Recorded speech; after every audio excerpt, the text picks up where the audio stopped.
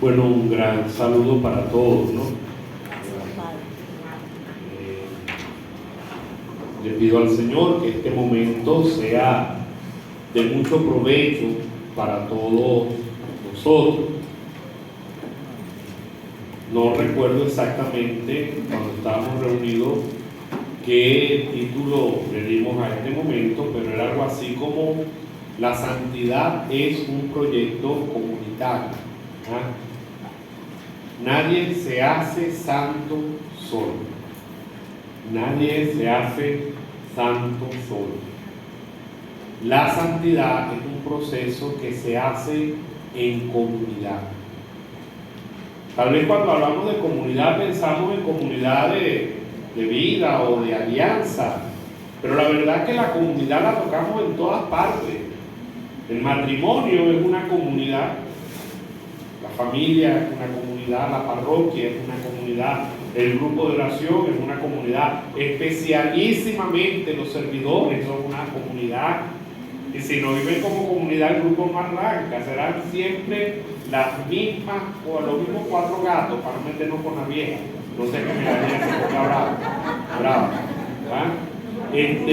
Serán siempre los mismos 4 gatos, porque el problema arranca de que los servidores no tienen conciencia de la dimensión comunitaria de su misión. Yo sí he visto esto mucho. Entonces viene el grupo y si es que se reúnen para preparar el grupo, si es que se reúnen, porque a veces no se reúnen, ¿verdad? Es como una obligación, bueno, tú haces esto, tú haces esto, tú haces esto, salimos de eso, y claro, el grupo también sale más o menos así, porque la experiencia de los grupos de oración depende mucho de la vida comunitaria que se tenga, de que nos acompañemos, y no hay que olvidar que el propósito de este retiro podría ser la tentación fijarnos solamente en la figura del buen pastor. Eso lo hicimos bellamente el 4º domingo del tiempo de la Pascua. Aquí estamos yendo un poco más adelante. Estamos diciendo que debemos ser pastores unos de otros, que debemos acompañarnos unos con otros para poder cumplir nuestra misión y para que pueda haber el fuego necesario en nuestra renovación para nosotros seguir invitando gente al redil de Cristo. Ustedes saben que la figura del pastor es una figura que no es desconocida en la Biblia. En el Antiguo Testamento, o sea, Jesús no inventó la figura del buen pastor. En el Antiguo Testamento ya se ve a Dios como un pastor. Y hay una promesa que creo les leyeron temprano, por lo menos es lo que estaba en plan. Ayer, les daré pastores según mi corazón. Esa promesa, por supuesto, se ha cumplido plenamente en Jesucristo. Pero esa promesa se ha cumplido en tu vida y en la mía, porque tú y yo hemos tenido pastores según el corazón de Cristo que nos han conducido a nosotros por el camino. Y por eso es que era interesante ver en nuestra propia historia de salvación quién nos ha acompañado.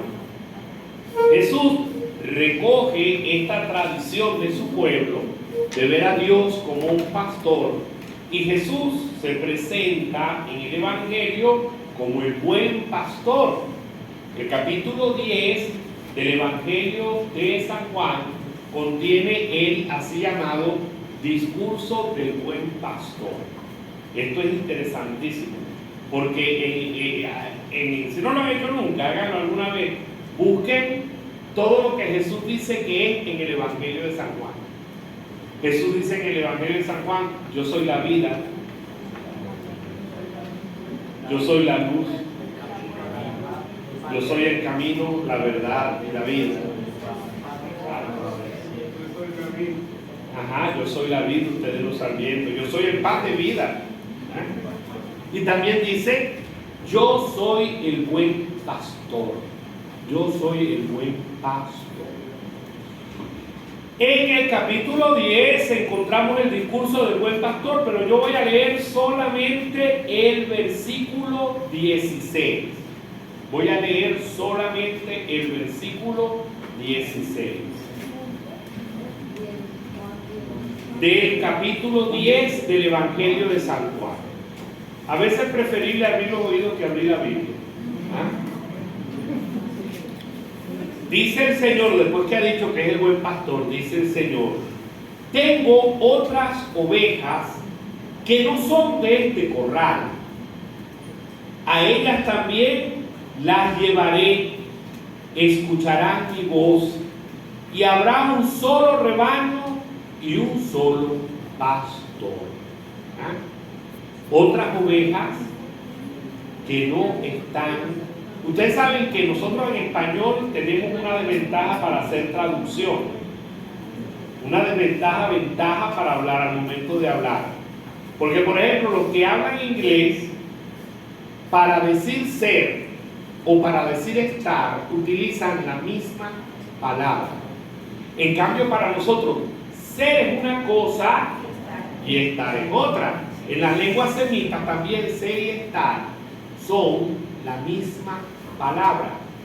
Entonces, aunque aquí han traducido, y en muchas Biblias traducen, tengo otras ovejas que no son de este redil, y nosotros hoy pensamos en las divisiones de la iglesia y eso, el sentido original del texto no va por allí, va por donde les voy a decir ahora.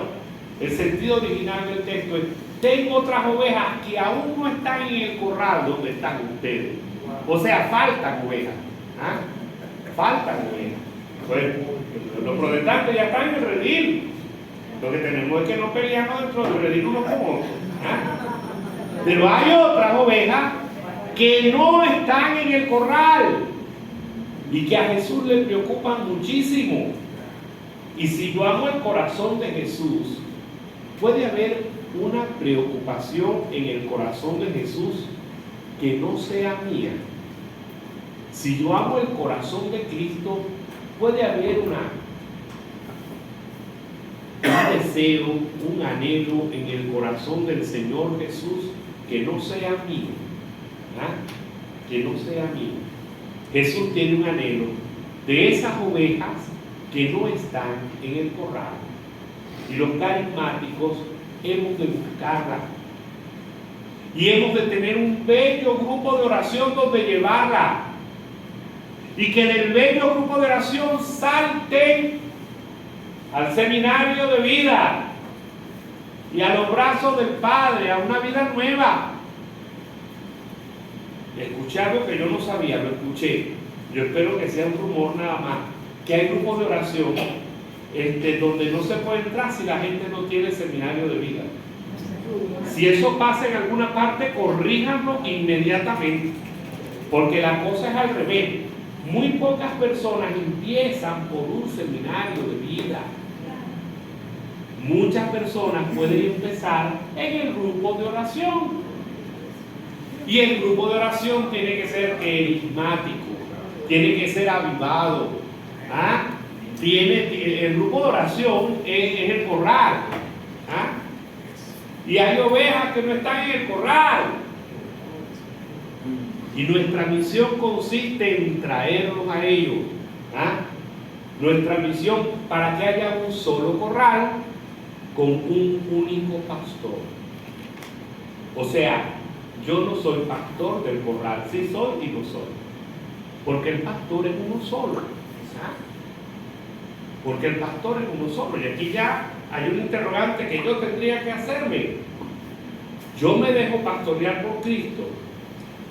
Porque si yo no me dejo pastorear por Cristo, yo no debería intentar de pastorear a otro. Si yo no me dejo pastorear por Cristo, yo no debería intentar de pastorear a otro. Entonces, nadie se hace santo solo.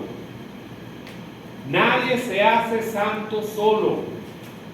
Hay gente que piensa así, que piensa que con sus oraciones, ¿verdad? De hecho, yo lo veo en algunas misas. En algunas misas, específicamente en Valencia hay una iglesia donde es un santuario y la gente está en misa así. ¿Ven? Y yo recuerdo hasta uno que yo levantaba la hostia consagrada y hacía así. Y entonces uno trata de corregir a esta gente. Yo al principio peleaba mucho, ya me dejé de eso. Yo le decía, levántense, levántense, levántense. ¿Creen que es necesidad de uno? Porque ellos están viviendo su misa.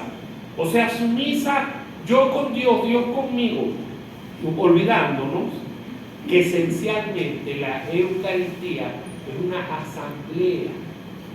Es una asamblea, que yo no me hago santo solo, que yo soy parte de un pueblo que se santifica, que todos nosotros tenemos los espacios de oración personal, pero la Eucaristía no es mi devoción personal.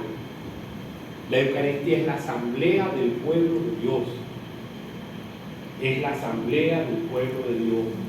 Lo que les decía ayer, si algo recuperó el concilio, fuese eso que era esencial al principio, la Eucaristía como asamblea, como liturgia. Liturgia significa culto público, culto público, como liturgia, como manifestación de una comunidad que ora.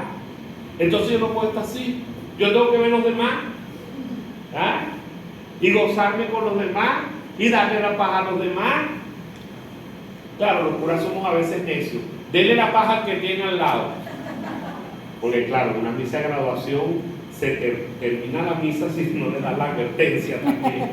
Pero en la misa cotidiana o en la misa dominical, denle la paja a todo el que pueda. Y recuperemos el canto de paz. El arzobispo me decía en estos días, chamo, ¿tú no te has dado cuenta? Para hecho, soy chamo.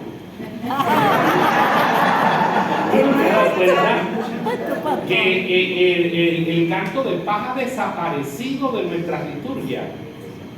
De hecho, hay sacerdotes que prefieren que no haya. ¿Ven? Que no haya. Y entonces no entendemos, y es lo que expresamos en el culto, no hemos entendido que la santidad es un proceso comunitario que se vive en la comunidad, soportando a ese que está en la comunidad y que también me tiene que soportar a mí. Una comunidad que no está cerrada. Miren, aquí ya estamos. Miren, ustedes no lo van a creer, ojalá no sean grupos de oración, pero hay comunidades que están cerradas. Es decir, aquí ya estamos todos los que somos y no hace falta nadie más. Una vez yo estaba emocionado en una parroquia porque empezaron a llegar jóvenes y hice un ministerio de música, salió un ministerio de música, pero seguían viniendo jóvenes y yo hablo con el coordinador y le digo, mira, ¿qué hacemos? Me dice, padre, ya no sé porque ya tengo la banda completa.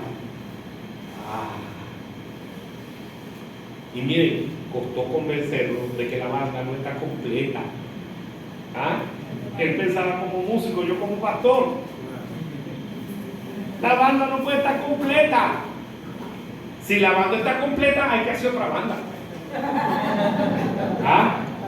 Hay que hacer otra banda. Pero a veces, ustedes creen que no, pero a veces, y más en nuestro tiempo que hace 30 años, tenemos conciencia de que estamos completos. La que barre no quiere que más nadie llegue con otra escoba.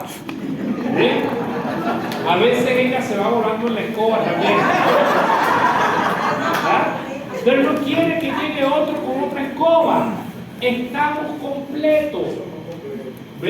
No me conviene otro. Entonces hay comunidades que están cerradas. No se abren a acompañar y a dejarse acompañar. Porque es que la dinámica es en los dos sentidos. Te acompaño y me acompañas. Te acompaño y me acompañas. Entonces, cuando el grupo de oración no es eso, y créanme que hay muchos grupos de oración que no son eso, no tienen ese dinamismo, ¿ven? Antes uno de los grupos de oración, ¿quiénes vinieron hoy por primera vez? Ahorita capaz si uno pregunta eso, pasa pena porque no se levanta nadie. ¿Ah? Porque no se levanta nadie, y eso no lo cuestiona usted. ¿Ah? En cambio, un momento que tiene, más bien, no se podía dar testimonio de todo porque no iba a dar tiempo. ¿Ven? Entonces vamos a seleccionar uno que dé testimonio. ¿Ah? En cambio ahora a veces no hay ni testimonio, no nos acompañamos, no estamos abiertos. Y entonces los grupos de oración pierden su dinamismo, porque cuando no acompaño, tampoco me acompaño. Tampoco ha llegado nadie nuevo a acompañarme a mí. ¿Ah? Tampoco ha llegado nadie a acompañarme a hacer la visita de enfermos que me encomendó el párroco.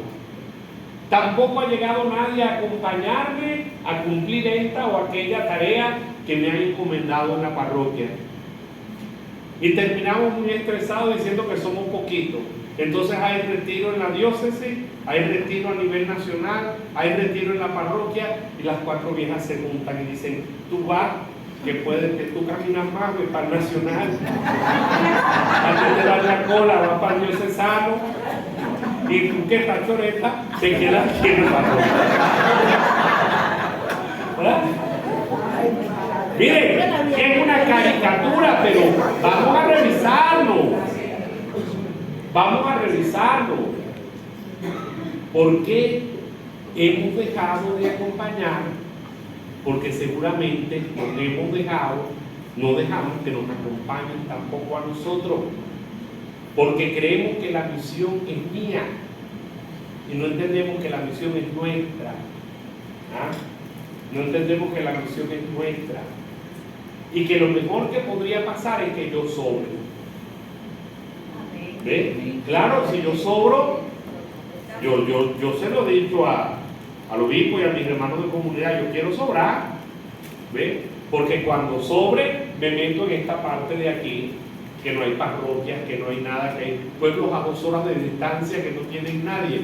Apenas haya otro, apenas podamos completar las parroquias que no tienen hueco, ¿verdad? Mis últimos años para acá, me vengo para este lado, ¿ve? Porque nosotros no estamos completos. Y del saber que no estamos completos, de que el Señor dice que hay otras ovejas que todavía no están en el corral, de allí tiene que venir nuestro celo por la evangelización. Porque ¿qué es el Evangelio? El Evangelio es Dios que ha venido a acompañarnos a nosotros. Hemos celebrado en estos días la Virgen de Coromoto. ¿Cuál es la historia de la Coromoto? Bueno, que los blancos vinieron con mejores modos o con peores modos a acompañarnos a nosotros.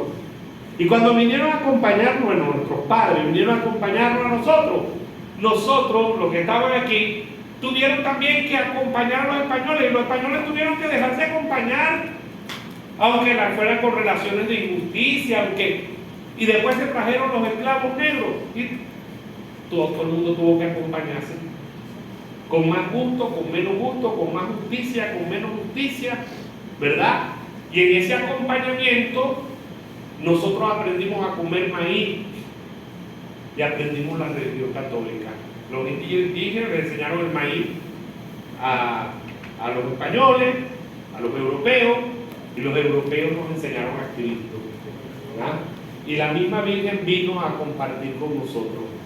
El Evangelio es una dinámica de acompañamiento. Dios quiso acompañar al hombre que estaba extraviado, y entonces Dios le envió a su Hijo Jesucristo. Les cuento que cuando era niño esa imagen me impactó muchísimo en el nacimiento de mi casa, que recuerdo el primerito, porque esa imagen nunca falta en un nacimiento. ¿Ah? Y yo me acuerdo que pregunté por qué ese pastor, un niño pequeño, tenía una oveja. Y me recuerdo que me respondió mi tía, porque ella está enferma y él se la lleva al niño Jesús para que la cure. Yo no podía imaginarme en la vida que a mí me iba a tocar ser como ese pastor. Pero que además, después cuando estudié las primeras épocas del cristianismo en las catacumbas, se conserva esa imagen que utilizaban los primeros cristianos, donde el buen pastor es Jesús. Entonces no hay evangelización sin acompañamiento, porque el evangelio es Dios que ha enviado a su Hijo y al Paráclito, recuerdan ayer, para acompañarnos a nosotros. Entonces, en el acompañamiento, que es un proceso comunitario, aparecen 3 palabras. O sea, no es simplemente que yo soy la gallina y los pollitos. Miren que eso es bien peligroso. O sea, aquí yo soy el que acompaña, ustedes son los acompañados y ustedes hacen todo lo que yo digo, ¿verdad? Y si el día del padre no me traen un regalito, les monto una caja. ¿De acuerdo? Entonces todo el mundo, papá casca. No, usted tiene papá en su casa, ¿verdad? No se trata, porque a veces en nuestra inmadurez humana, afectiva, se da esa cosa, la gallina y los pollitos. Bueno, eso puede que nos acerque al acompañamiento, pero todavía no es el acompañamiento. El acompañamiento tiene a Jesús en el centro y siempre tiene que terminar siendo bidireccional. O sea, en el momento en que yo acompaño, me dejo acompañar. Y no solamente me dejo acompañar por un cristiano más caminado que yo, me dejo acompañar de aquellos que yo mismo pretendo acompañar. No sé si me doy a entender. ¿Ve? O sea, si acompaño a otros es porque esos otros me acompañan a mí. Esa es la dinámica de la comunidad. Si yo acompaño a los muchachos, es porque ellos también me acompañan. Muchachos, igual todos ya. Pero empezamos cuando tenían 13, 14 años ellos. Si yo acompaño a ellos, es porque ellos también me acompañan a mí. Es bidireccional. No es una sobreprotección paternalista o maternalista. Entonces este grupo es mío y el de al lado no, así que el de al lado no me toque las ovejas que son mías. No es eso, no es eso. Es una prolongación del misterio de la evangelización, que es el misterio de la encarnación, que es que Dios ha venido a acompañarnos a nosotros en su Hijo Jesucristo. Dios quiso compartir la vida de los hombres. Cristo es Dios compartiendo la vida de los hombres. Compartiendo la vida, hombre como tú y como yo. Entonces, en ese acompañamiento aparecen 3 palabras que yo quisiera no olvidáramos. La primera palabra es la palabra encuentro. La palabra encuentro. No puede haber acompañamiento verdadero sin la palabra encuentro. Y hay gente que ya no se encuentra.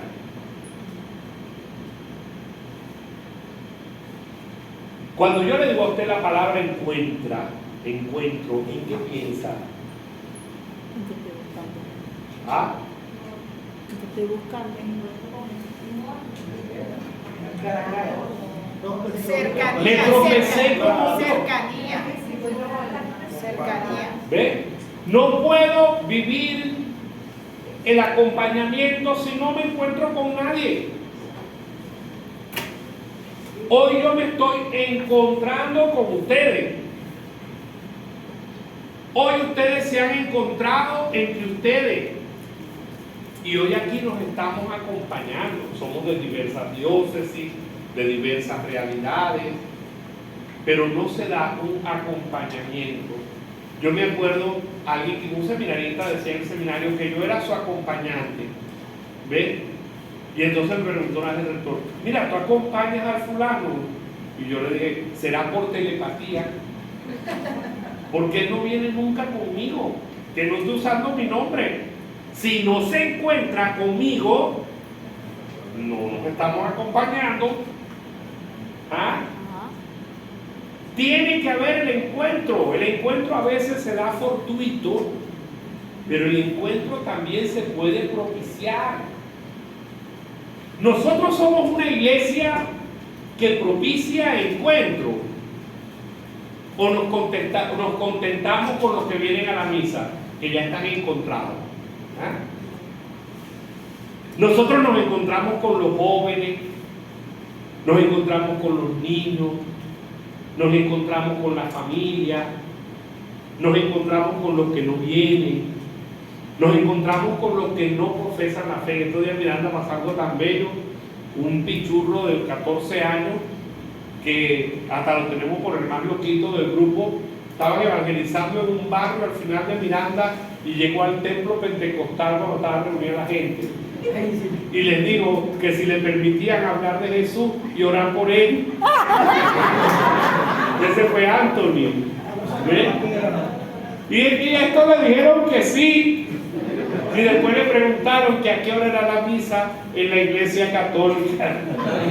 Yo estoy esperando que no me lleguen a decir, padre, para que nos deje predicar a Jesús aquí y orar por la gente.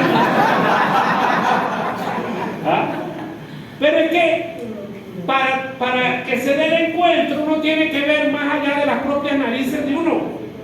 El mundo no se agota en las 4 personas que vienen a la iglesia. Hay cantidad de gente que no se ha encontrado con Jesús porque no se ha encontrado contigo. El encuentro con el enfermo, el encuentro con el drogadicto, el encuentro con el que está resentido con la iglesia. Lo que pasa es que, vuelvo y repito, esa tendencia de irnos para atrás, encapsúlense otra vez. Los 144,000 elegidos, los buenecitos, ¿ves? Todo ese rollo que se armó con Francisco, fiducia súplica y la comunidad LGTBQ, ¿qué pasó con eso? Que la gente se resiste a lo que el Papa sí estaba claro, hay que encontrarse con la comunidad LGTB. Y eso no significa que yo estoy de acuerdo con todos sus postulados, no. El otro día le pregunté a Géminis, ¿cómo actúa como un pastor católico? ¿Cómo hago para hablarle a la comunidad LGTB? Y me dijo, primera cosa, busca los puntos de comunión. Y el punto de comunión es el anhelo por la dignidad del ser humano. Segundo, escuchar sin imponer. Tercero, eso me dijo Géminis. Escucha sin imponer. Tercero, no renuncies a lo que crees que es verdad. Entonces después le dije, Géminis, actúa como un miembro de la comunidad LGTB. ¿Cómo defiendo los postulados de la comunidad ante la intransigencia de los católicos? Y me dijo casi las mismas cosas. Me dijo, primero, debes entender que los postulados de ustedes no se van nunca a poner de acuerdo con los postulados que sostiene la Iglesia Católica, pero hay un punto de comunión, y el punto de comunión es la dignidad de todo ser humano independientemente de su condición. Entonces nosotros no entendimos a Francisco, no lo entendimos. Yo vi más de un carismático rasgarse la vestidura, y el día que salió fiducia súplica yo tuve que estudiar del tiro, porque me reventaron el teléfono entre laicos, curas, y lo digo como hasta obispo. ¿Cómo es? ¿Cómo nos comemos esto? Era 17 de diciembre, para colmo, misa de aguinaldo. Yo, como estaba aquí, aproveché, y lo primero que había que hacer era leerse el documento. El que lee el documento respira. Lo que pasa es que los titulares eran amarillistas. Y luego entender la intención. ¿Qué es lo que la iglesia quiere? En estos días un escándalo parecido, solo que el Papa León es más discreto, porque saben el berenjenal que se puede meter, porque hay gente necia y bruta. ¿Ves? Pero ellos habían anotado su peregrinación en el Año Santo y fueron. ¿qué hacemos? No nos encontramos con ellos. O sea, hay gente maldita que no nos podemos encontrar con ellos. ¿Les parece? ¿Se puede evangelizar sin encuentro? No se puede evangelizar sin encuentro. No nos podemos acompañar sin encontrarnos. No nos podemos acompañar sin encontrarnos. Y para encontrarnos hay que terminar con los prejuicios, porque si no la iglesia no va a acompañar al mundo, sino que la iglesia va a juzgar al mundo y se va a creer, se va a hacer convertir en una secta de los buenos. ¿Ven? Pero no es una iglesia que en su dinamismo es una oferta de salvación para todo el mundo. No hay evangelización sin encuentro y diálogo. No hay evangelización sin encuentro y diálogo. Ese es el problema de la iglesia hoy. Muchos estamos encerrados porque ante toda la problemática cultural que hay, tenemos miedo. Nos creemos que tenemos que defender la verdad en vez de entender que la verdad nos defiende a nosotros. ¿Ah? Eso es lo que hay que entender. La verdad nos defiende a nosotros. No, yo voy a defender a Cristo, Cristo que me defienda a mí. En estos días yo que siempre cuento, un padre puso en su estado, taller para aprender a defender a la Virgen. Y yo chocante le escribí por el privado, mira, cuando pongas el taller para aprender que la Virgen lo defienda a uno, me avisas para ir. ¿Ah? ¿Qué tengo yo que defender a la Virgen? Ella tiene que defenderme a mí. Entonces, claro, a veces parecemos secta, un corazón tan cerrado que no podemos llegar más allá de los que piensan igual que nosotros. ¿Ven? Entonces nos secuestramos el Evangelio. Melanía, como estaba secuestrada la Virgen del Socorro hasta que llegó Monseñor Reinaldo. ¿Ven? Las viejas valencianas tenían secuestrada a la Virgen, le daban la vuelta una vez al año alrededor de la plaza, no iban para las parroquias y no había devoción al Socorro, porque una élite se secuestró la Virgen. Sí, es verdad. Esa es la historia de Valencia, hasta que Reinaldo la sacó y ahora llenamos el foro. Entonces hay que sacar a Cristo, hay que sacarlo al mundo. Aquí ya, los que estamos aquí ya estamos. ¿Ah? Entonces, la primera palabra en este acompañamiento, la palabra encuentro. Encuentro. La segunda palabra que hay que tener en cuenta es la palabra novedad. Novedad. No hay encuentro sin novedad. Uno se alegra, ay, 100 muchachos, pero esos muchachos traen novedad. Uno no sabe qué hay dentro de ellos. ¿Ah? Y a veces somos tercos. Nosotros a veces vemos las cosas como las vemos. Ahorita nosotros estamos en el presbiterio reestructurando el consejo presbiteral.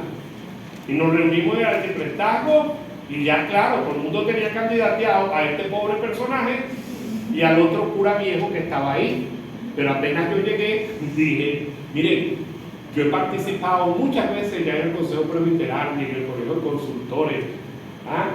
Y no será tiempo de darle chance a alguno más nuevo, porque yo veía que en otras zonas habían escogido más viejos. ¿Ven? Y aquí escogimos a uno bien joven. ¿Ah? Porque se va a llevar novedad. Lo que pasa es que nosotros nos encerramos en nuestras maneras de ver las cosas. Y como ni acompañamos, ni nos dejamos acompañar, entonces no entendemos que Dios puede ser nuevo cada día. Que las cosas, entonces ustedes ven, viene la otra palabra que es la resistencia ante la novedad. Nosotros nos resistimos. La tercera palabra es resistencia. Resistencia. Nosotros nos resistimos a la novedad. Entonces el padre llega a una parroquia y entonces pensó, este santo mejor lo muevo para este lado, y al otro día tiene punta de ese santo que quieren hablar con el padre, porque ese santo toda la vida, padre, ese santo toda la vida ha estado allí. Y aquí esto siempre se ha hecho de esta manera. O sea, no existe otra manera de hacer las cosas. Dios no puede ser nuevo. No es el amor de nuevo cada día, dice la palabra de Dios. No se le puede ocurrir al Espíritu Santo más nada. No, el grupo de oración, la vueltica no se hace a la izquierda, se hace a la derecha. ¿Ah? Y aquí se hace de esta manera. Y a más nadie se le ocurra otra cosa. En lo de la Cormoto se ve chévere porque vino la novedad y la Virgen se aparece con la novedad del Evangelio. Y el indio que en primer lugar acepta, después se resiste, porque tampoco los blancos eran una joya. Sí. ¿Ve? Se resiste y la Virgen va a buscar al que se resistió. Al que se resistió. No hay encuentro sin novedad. Y no hay novedad sin resistencia. Y tenemos que descubrir nuestra resistencia, porque podemos tener delante la oportunidad de nuestra vida. Estamos satanizando el mundo posmoderno. Y entonces usted ve una gente bruta que escribe por las redes que el modernismo, no sabe qué es modernismo. A mí me saca la piedra, porque como no se sabe, ¿ve? Perdónenme, ¿verdad? Pero todos esos que hablan de modernismo, de la herejía del modernismo, no entienden que son modernistas ellos, aunque parezcan muy tradicionales. Porque el modernismo es una herejía que definió Pío XII, que es la supremacía de la razón sobre la fe. Y esta gente está razonando con lo que ellos creen que es razón por encima de la fe que me dice creo en la iglesia y en lo que el magisterio me enseña. O sea, los verdaderos modernistas son otros. ¿Ven? Los verdaderos modernistas son otros. Entonces, claro, ante la novedad de lo que es el mundo en el que vivimos, que tiene antivalores, sí los tiene, pero también tiene valores. Hoy la gente es más sincera que antes. Hoy la gente es más sincera que antes. Cuando yo era muchacho, aparecía uno medio afeminado y eso era un chaleco que le montaban. Hoy no hagas eso, porque otro mismo joven que no tiene ese problema se va a molestar y va a decir que la dignidad de las personas vale. A nuestro mundo contemporáneo tiene valores y tiene antivalores. Por ejemplo, el relativismo moral es un antivalor, pero tiene un gran valor que es la autenticidad. Cada quien quiere aparecer sin disfraz. Cada quien quiere aparecer como es. Como es. Entonces, este mundo nos presenta. Pero nosotros queremos retomar los métodos de la época media castaña para evangelizar el método de hoy. Eso es resistencia. Resistencia al cambio. Miren, lo dice Aparecida, lo dice Evangelii Gaudium, lo dicen los documentos de la iglesia. Resistencia al cambio. Y por eso seguimos los mismos 4 gatos. Porque tenemos resistencia a la novedad de Cristo, porque a la final, en el mundo contemporáneo, Cristo nos muestra un rostro nuevo. Cristo nos muestra un rostro nuevo. En la Edad Media Cristo mostró un rostro, el que era necesario entonces. Y en la Edad Antigua Cristo mostró un rostro. Y en la Edad Moderna Cristo mostró un rostro. Y en esta edad, que la iglesia llama posmoderna, ya creo que el otro día les di mi concepto de posmodernismo, ¿verdad? Muy filosófico, mundo escoñetado, después del modernismo. ¿Ven? O sea, mundo que paga las consecuencias de la lejanía de Dios que introdujo el modernismo y el marxismo.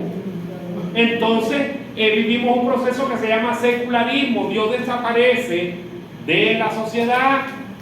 Y entonces nosotros nos entristecemos y decimos, ay no, vamos a echar la película para atrás, para que la misa las mujeres usen velo y todo sea como era antes. Morimos. Si eso pasa, morimos. Porque nosotros no podemos echar el mundo para atrás. Si se pudiera, me anoto. ¿Ah? Pero nosotros no podemos. El mundo es como es. Y nosotros estamos ante el desafío de los apóstoles al principio. Evangelizar una sociedad que ya no es cristiana. Así es. Y como tenemos que evangelizar una sociedad que ya no es cristiana, no tenga resistencia ante la novedad que puede traer el que viene. Hoy un sacerdote puso en su estado un TikTok de un cura que dice: está bien que nos tatúen el cuerpo. Yo me quedé viendo a ver qué dice el padre. Y dijo una verdad: no hay un solo documento de la iglesia que lo prohíba. No hay, y es verdad, no hay un solo documento de la iglesia que lo prohíba. Entonces él dijo: yo creo que depende de lo que el que se tatuó se quiera tatuar, porque si es cristiano y se va a tatuar el nombre de Jesús, yo no lo haría, a mí no me gustaría, pero si a uno le gusta, ¿por qué usted va a decir que es pecado si no hay ningún pecado? Pero bien, usted tiene resistencia ahorita, porque como toda la vida le enseñaron otra cosa, usted tiene resistencia, pero la verdad es que no hay nada, ni en la Biblia, ni en el magisterio, que enseñe que tatuarse sea un pecado. Entonces, después que él hace ese show, porque todo el que ve el TikTok entra en show, él dice: cuando somos rígidos, ¿atraemos o aumentamos? No, después lo que lo comentamos. Porque si no nos volvemos aquí una. ¿Ves? Y ahorita le necesito que usted esté en shock. ¿Ah? Claro, para que usted vea las resistencias que tiene, porque a usted le enseñaron, en los grupos cristianos, nos enseñaron que no nos podíamos echar gelatina en el pelo cuando yo era muchacho, pero ya no vale, porque ahora es parte de la cultura. ¿Ves? Entonces hay cosas que no se pueden renunciar. Y hay cosas que son relativas con el tiempo. Y luego, y el que se tatuó, eso no lo dijo él, pero lo pensé yo luego, y el que se tatuó antes de conocer a Cristo, porque tengo hermanos en mi comunidad así, y el que se tatuó antes tendrá el testimonio toda la vida de lo que era y de lo que es ahora. Ahí están las heridas hablando. ¿Ah? Esta era mi rebeldía, pero ahora el Señor ha hecho una obra en mí. Amén. Entonces, ¿qué pasa, hermano? Que sin estas tres palabras no acompañamos a nadie y somos muy fariseos, muy santurrones. Entonces nos encerramos demasiado en nuestras ideas preconcebidas. No hay evangelización sin atrevernos a salir. Es que si salgo me come el lobo. No hay un pastor que le tiene miedo al lobo, Virgen Santísima. ¿Ah? No hay evangelización sin atrevernos a salir para que haya encuentro. Cuando me encuentro me van a mover las ideas de la cabeza, porque el desafío del encuentro me va a traer una novedad y me va a hacer pensar cómo es Jesús de verdad. No la idea que a lo mejor yo he tenido de Cristo, sino que el Evangelio es siempre novedoso. ¿Ah? Sino que el Evangelio es siempre novedoso. Y al descubrir esa novedad, mira, de porque sí, dígame si es cura, pobrecito, te lo digo por mí. Entonces vienen todas las resistencias. Se resiste a la gente porque tiene prejuicio contra nosotros y nos resistimos nosotros porque tenemos prejuicio contra la gente. Y la resistencia es la mejor arma del demonio para que la evangelización no se dé. Entonces, bueno, ¿qué vas a decir tú? Digo con los tatuajes, padre. Porque en estos días que nos dieron un taller sobre sanación y liberación, el hermano decía, y dentro de la dinámica y lo que yo particularmente he escuchado toda la vida, que los tatuajes tienen una trascendencia mala, ¿sí? Y a veces lo comparamos con lo que dice Isaías cuando dice que tengo tu nombre grabado en la mano, y algunos términos bíblicos usan el término tatuado. Pero el término original de la Biblia es grabado y no tatuado. Y que las tintas... Bueno, ni grabado ni tatuado, es un término arameo con toda probabilidad. ¿Ves? Mira, yo sí creo que a veces esas cosas se dan en algunos ambientes donde hay otras cosas, ¿ves? Pero el hecho de tatuarse en sí mismo no contradice ninguna verdad revelada. ¿Ves? A nosotros esto nos golpea porque tenemos una educación que nos dieron antes. Y por eso es lo que lo traje a colación, para que usted vea lo que es la resistencia. Y aunque su cabeza está entendiendo, su corazón se está resistiendo. Pero mira lo que tú dijiste, que es muy interesante. Tú acabas de decir con tu propia boca que toda la vida nos han enseñado. Esa es la resistencia. De ahí, ¿ven? De la educación religiosa inadecuada que muchas veces nosotros hemos recibido. Y entonces nosotros decimos, pero si esto nos lo han enseñado así toda la vida, y no lo podemos volver a pensar. ¿Vamos a volver a pensar que María es siempre virgen? No.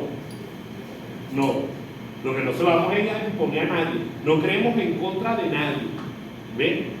Pero hay verdades que son de segundo orden, de tercer orden. Que Dios existe. Eso es así.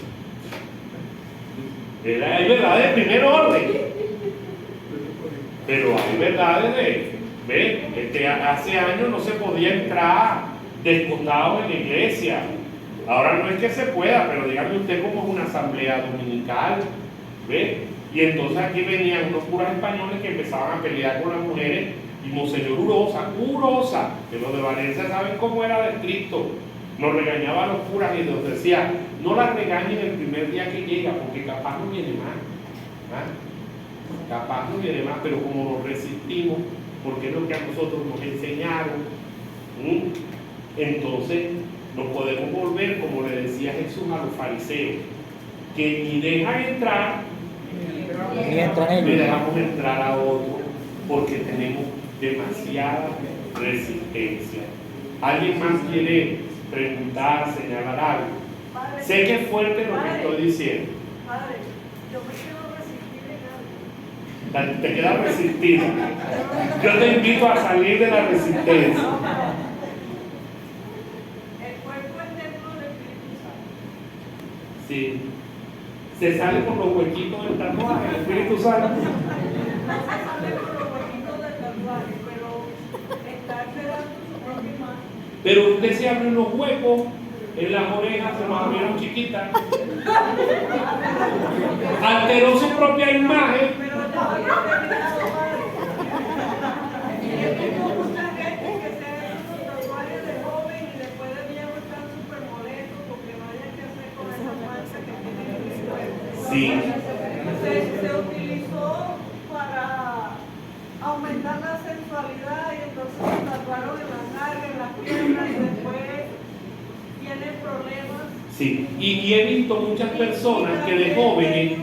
También tengo un conocido que me dijo, yo le dije, ¿por qué te tatuaste, Jesús? Si tú eres tan bello y tienes tu piel bonita y eres joven. Yo no sé, pero es que eso es como una obsesión que tengo, que me los quiero poner más. Ahora, Y se movía así, ¿ves? Pero entiende una cosa, entiende una cosa. Entiende una cosa. No estamos hablando de personas cristianas, ¿verdad? De personas conversas. Se supone, pero no es verdad. Porque si se ha hecho esos tatuajes horribles, no tiene una vivencia de fe. Entonces yo le quiero imponer lo que es mi moral a alguien que no tiene los fundamentos de la moral, que es el conocimiento vivo de Cristo. Ya te doy la palabra, que es el conocimiento vivo de Cristo.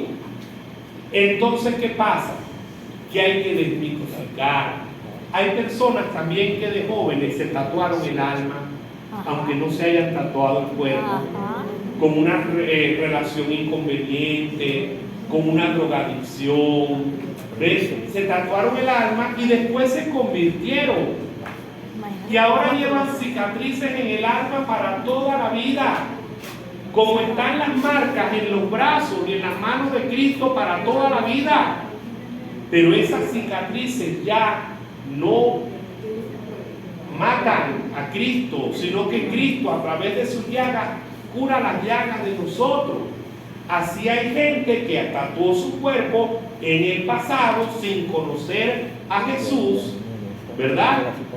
Sin conocer a Jesús, y ahora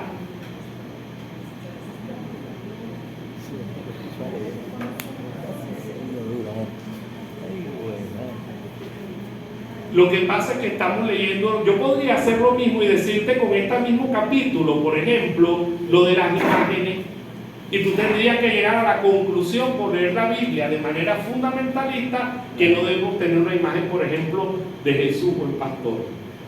Esa es la cosa, que no puedo leer la Biblia sin entender que la Biblia fue creada en una cultura.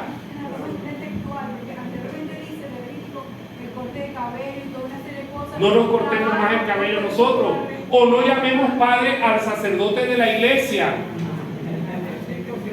O las mujeres no hablan. Ah, Y las mujeres no podían hablar. Las mujeres no hablan. y hablan más que el carrizo. Y no podían venir a la iglesia sin velo. Velo. Ah, y sin falda. Ven, amigo, ¿tú qué querías hablar? Que yo observo algo en lo que llaman resistencia, ¿no?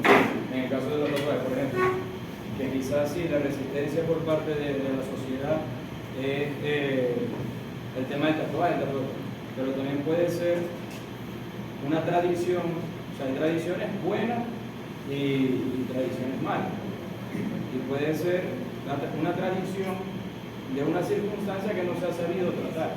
Y quizás el tema no es los tatuajes, sino problemas en la afectividad. O sea, no te es lícito el tatuaje. ¿Por qué te vas a tatuar? O sea, no, porque quiero llevar el nombre de mi mamá en alto, ¿qué tal? Pero verdaderamente se lleva mejor en alto haciéndote el tatuaje. Pero Entonces, ese es un razonamiento que tú puedes hacer. Claro, que quizás. Pero esencialmente tampoco puedo decir que es un pecado hacerse un tatuaje. Total. ¿Ven? Me refiero a que Ahora, el caso verdadero que nos ocupa a nosotros, perdona que te interrumpa, es el siguiente. Cuando el tatuado, además con un hueco aquí en la oreja, llegó al grupo de oración, ¿qué hago? O sea, yo creo que tú no te pongas un tatuaje, ¿de acuerdo? No, yo me refiero a que más bien es, o sea,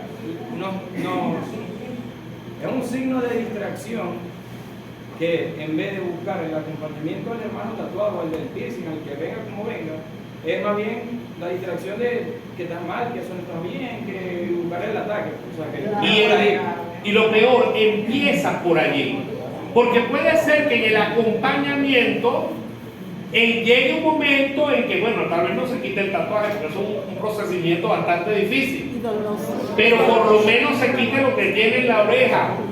O por lo menos se vista de otra manera. o puede testimoniar de oreja. ¿Ve? O puede testimoniar de una... Pero eso va a llegar. El problema es cuando él llega al grupo de oración y nosotros nos resistimos. Ese es el problema. Jean Gregory. Yo quisiera aportar algo con otro ejemplo para ayudar a entender la realidad, ¿sí? Muchos de nosotros cuando llegamos al proceso con Dios, habían cosas que hacíamos, lugares que frecuentábamos, amistades, programas, qué sé yo, que en ese momento que estábamos, eso nos llamaba la atención, era lo que servía, era lo que estaba, era lo que... Eso era lo mío. Comenzamos un proceso con Cristo en el que nadie nos dijo, usted tiene que cambiar esto, quitar esto, dejar esto, ni nos rechazó. Nos mostraron a Cristo. Fuimos conociendo a Cristo y en ese proceso fueron cambiando cosas en nosotros. Y Dios fue ordenando.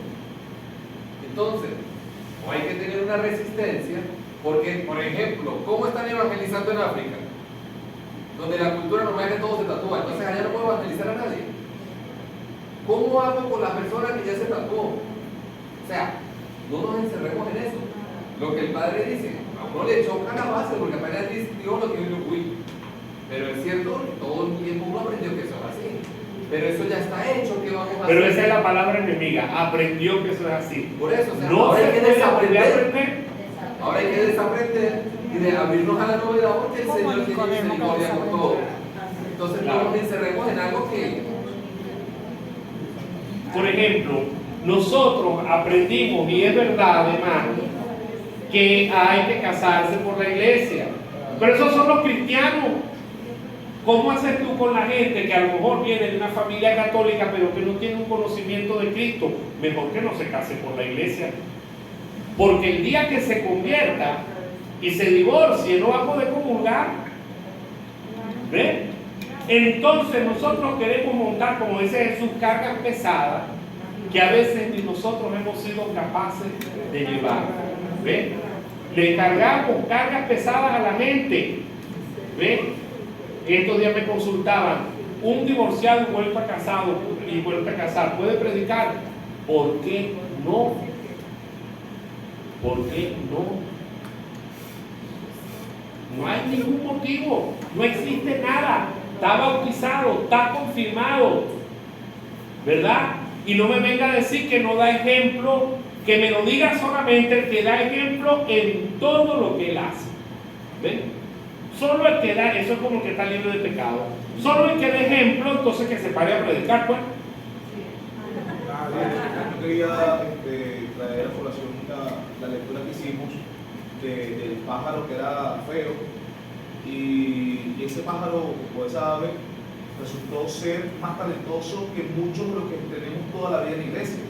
Entonces, ¿por qué no permitirle a estas personas con tatuajes o un ejemplo que está teniendo a la formación, cuando esas personas pueden tener más talento y más dones y mucho más conversión que muchos de nosotros que tenemos toda la vida en la iglesia? Entonces somos moralistas para una cosa, pero cuando hablamos de predicación y de evangelización, de pastorear, entonces sí nos abrimos a que sí tenemos que aceptar, ven hermanita, pero en la práctica no somos más que unos anticuados, y Cristo vino por ellos y vino por todos. Entonces, ¿por qué negarle el proceso de conversión a esas personas con sus pecados, al igual que los nuestros? Bueno, voy a aprovechar lo que estás diciendo, ¿oíste? Para hacer una diferenciación entre novedad e innovación, que no es lo mismo. ¿De acuerdo? O sea, no se trata de que ahora yo tengo que inventar el agua tibia. La novedad del Evangelio no es una innovación que yo creo. Ella surge a través del encuentro. O sea, el encuentro con las personas me hace descubrir más verdades de Dios. ¿Eh? No es que yo voy a inventar ahora la cosa como yo la quiero inventar, eso sería inaudito. Se trata, el encuentro con la realidad me hace descubrir verdades de Dios que no conocía. Tenemos un hermano en la comunidad que tiene el brazo completamente tatuado, con una juventud que fue difícil. ¿Ven?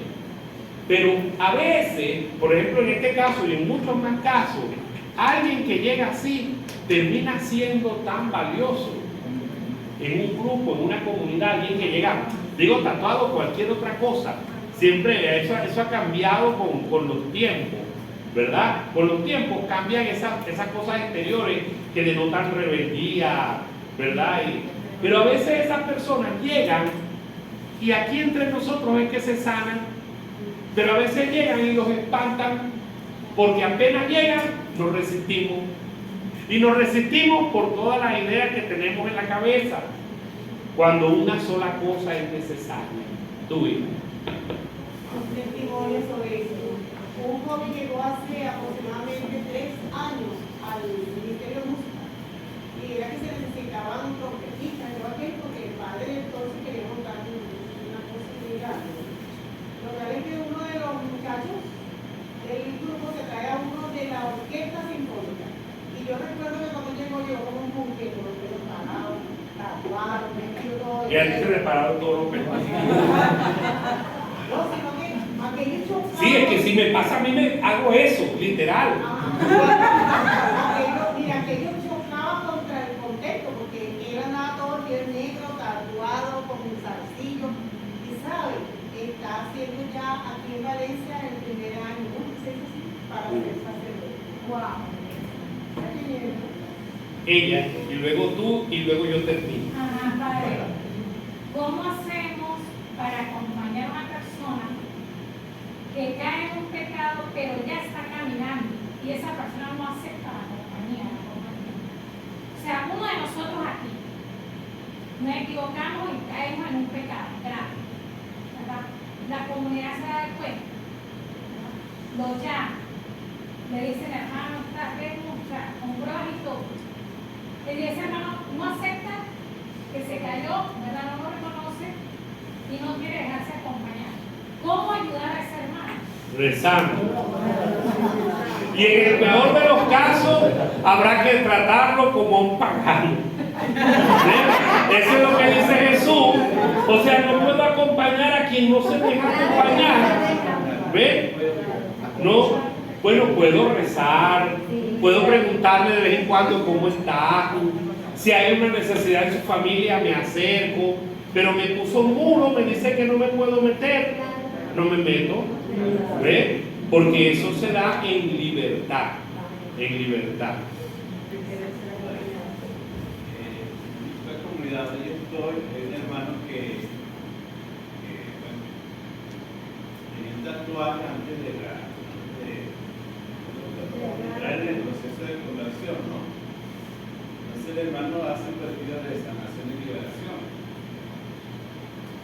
Mire, casi se moría, casi iba a cortar la pena casi, porque le dijeron que era el templo del Espíritu Santo, que no podía tener tatuaje y otra cosa, hasta que se calmaron la comunidad, y decían que bueno, ese era el tiempo pasado, otra cosa, pero lo tomó de esa resistencia, de esa manera. Y un sacerdote, amigo, salió del pueblo de nosotros, que tiene tatuajes. Y mi padre le preguntó, ¿por qué se tatuó? Y lo dijo, ¿sabes? Que tiene un tatuaje con todo esto. Y sí, yo digo, que no es pecado, ¿no? Lo hace porque piensa de ti.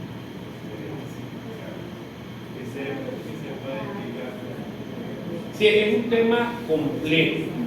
Hay tatuajes de tatuajes, pero con el que llegó tatuado no hay nada que hacer, hay que aceptarlo. Tal vez necesite un proceso de liberación, porque otra cosa fue el contexto que acompañó el tatuaje. Pero préstenme atención, que esto es muy importante, y voy a terminar echándoles un cuento de la propia vida, ¿verdad? O de mi propio ministerio pastoral. No culpabilicemos la gente. ¿Ven? La evangelización no se da culpabilizando a la gente. Usted no puede llegar diciendo porque usted no se ha casado por la iglesia. No culpabilice a la gente. Primero enamore a Jesús, enamore a la gente de Jesús. Preséntele al Dios vivo. Y cuando le presentamos a alguien el Dios vivo es un espejo. Y esa misma persona va a ir descubriendo que hay en su vida que no le agrada. Porque en ese proceso todavía está Melanía. ¿Ven? Y yo. ¿Ven? O sea, nosotros no somos perfectos, somos pecadores. Y la iglesia es una asamblea de pecadores. La iglesia es una asamblea de necesitados y caben más. ¿Ven? Caben más. Y nosotros tenemos que acoger a esos otros. Acogerlos. Les voy a contar una historia verdadera que pasó en el año 1999, cuando quizás no habías nacido tú. ¿Sí habías nacido? En el 96, pero estaba en un bebé. Tú no habías nacido. ¿Quién no había nacido? Tú y tú. Bueno.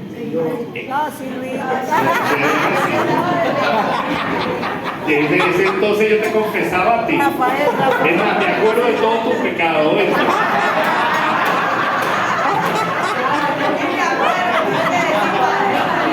Melania tampoco había nacido. No había nacido en el espíritu. No había cosa, había nacido en el espíritu. Miren, en ese año me hicieron párroco de la parroquia San Joaquín de Valencia. Era mi primera parroquia. Yo había sido años vicerrector del seminario y era mi primera parroquia, aunque ya estaba entrado en año sacerdotal.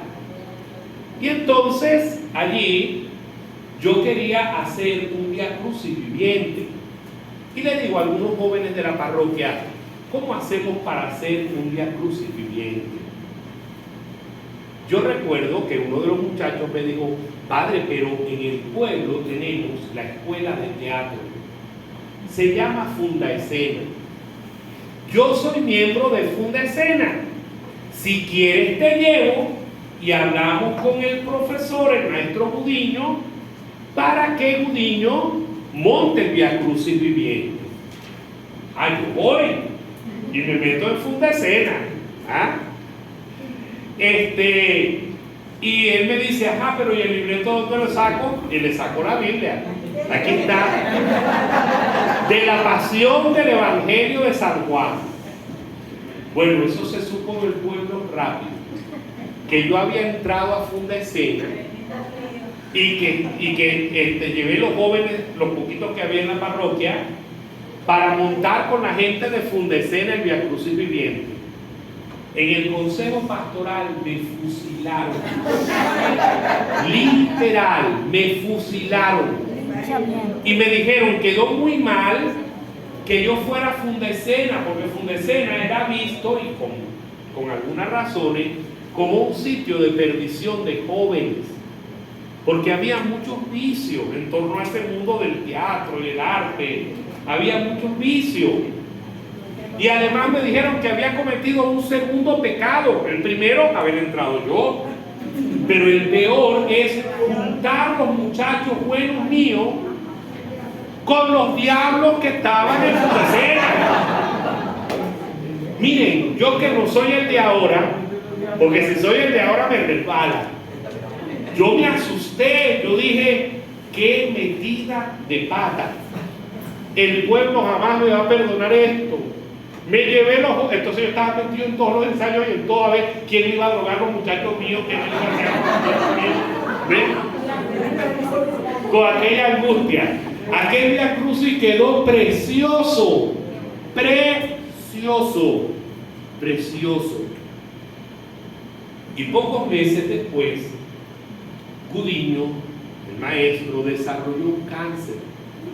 ¿Ves? Desarrolló un cáncer. Y me mandó a buscar porque había leído el Evangelio para montar la obra. Hizo un proceso en el tiempo que Dios le dio de vida de convertirse hasta recibir los sacramentos. El día que Gudiño murió, todos esos muchachos lloraban como que lloraban a su papá. Pero ¿saben qué? Tenían un papá con que llorar. Lloraban conmigo. Y yo estuve todo el velorio, todo, literal, hasta el entierro. Hasta el entierro. Y enterrado Gudiño, toditos se fueron para la parroquia y todavía están en la parroquia. Y aprendí a no hacer caso a viejas cacatúas de la iglesia. No hacerle caso al puritanismo, que a veces no brotan de mala intención, sino de una iglesia que no ha sabido abrirse al mundo, no para hacerse mundana ella, sino para evangelizar. Que no ha tenido un encuentro. La dinámica de hoy de la iglesia es el encuentro con el mundo actual. No es encapsularnos, no. Esto no resulta, vamos a encapsularnos. Entonces la página para atrás. ¿Ven? No es encapsularnos. No es encapsularnos. Es lanzarle el evangelio al mundo para que se convierta. Lanzarle el evangelio al mundo y se van a dar, vuelvo y repito, y ahora se las aprendan de memoria las 3 palabras: encuentro, porque me encuentro con una realidad que no sé, con mucho riesgo. Yo hace pastora juvenil sin riesgo. Ninguno de esos muchachos se va a drogar. No puede ser que cuando yo me los traigo para acá, uno abuse de otro. No puede ser que me van a ver con un muchacho que está todo rayado y se me va a caer el brillo de oro espiritual que tenga yo. O sea, el encuentro implica mucho riesgo, pero el no encontrarse es la muerte de la iglesia. ¿De acuerdo? El encuentro implica muchos riesgos y trae novedades porque nos hace pensar cómo me le meto al hijo aquí en Miranda, hay unos muchachitos en Miranda estupendo, declaro con su papá, con su mamá, uno que se desmayó y llegó el papá con su termito de agua y ese fácil, el papá está en la cofradía del Santísimo y la mamá es de legionaria, qué sé yo, ¿Ves? Ese es fácil, pero el encuentro con el otro que no ha llegado implica un riesgo. Y si me roba, yo lo monto en el carro y no me doy cuenta si se lleva el celular. ¿Ah? No hay encuentro sin riesgo. Y el riesgo me va a hacer la novedad de conocer a Dios yo. O sea, yo mismo voy a encontrar a Dios en ese encuentro. Porque el otro me va a hacer pensar. Me va a hacer salir de mí. Me va a hacer salir de mí. Las redes sociales es un encuentro. Me va a hacer salir de mí. Y al salir de mí, él se va a resistir, porque él tiene resistencia con razón y sin razón. Algunas son con razón y algunas son sin razón por la caricatura de imagen de la iglesia que tiene. Él tiene resistencia, pero yo tengo resistencia también a él. ¿Ah? Yo tengo resistencia, porque estoy acostumbrado a mis 4 chamos buenos de la iglesia. Llegué a una parroquia que tenían divididos los chamos, porque los de la iglesia se llamaban los chicos Cristi, y ellos llamaban a los demás, tú te juntas con fulano, no, porque él es mundi. No, literal, esto no es un cuento inventado. Parroquia de Ciudad Alianza, año 2002, llegué yo de párroco a Ciudad Alianza, y me encuentro esa joya de pastoral juvenil, que ellos eran los chicos Cristi, y los de afuera eran los mundi. ¿Ves? Entonces tú vas para la fiesta de fulano, no, porque él es mundi. Entonces si no hay encuentro, ¿cómo hay novedad? Pero la novedad, naturalmente, todo, yo también. Yo también. A mí me llega el de, yo también, de verdad, se lo juro, con toda humildad, yo también. Tenemos resistencia porque fuimos formados de otra manera, pero hay cosas que hoy no furulan. ¿Ves? Y necesitamos abrirnos para evangelizar. Amén. Amén. Gloria a Dios.